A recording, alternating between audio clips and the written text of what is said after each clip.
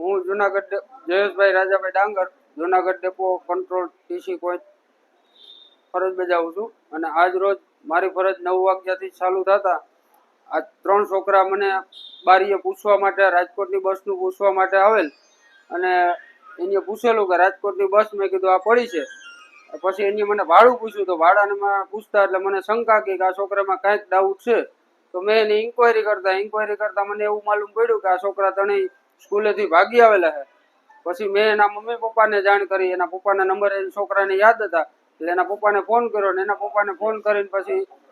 police સ્ટેશનેથી મને Rajkot PI સાહેબનો ને હરપાલસિંહ જાડેજા સાહેબનો ને ફોન આવી ગયો ને અમે લેવા આવી છે એવું કીધું છે તમારી પાસે અહીંયા નહીં બેસાડી રાખો અમે લેવા આવી છે પછી તમે એને નાસ્તો કરાવ્યો છે બીજું કાંઈ જમવા બમવાની બધી વ્યવસ્થા કરી દીધી છે પછી કે જમવું નથી નાસ્તો કરવો છે તો નાસ્તો લઈ આવીને નાસ્તો કરાવ્યો છે બાકી હવે અત્યારે મારી અંડરમાં છે જ્યારે એના મમ્મી પપ્પા આવશે ત્યારે જ એને સોંપવામાં આવશે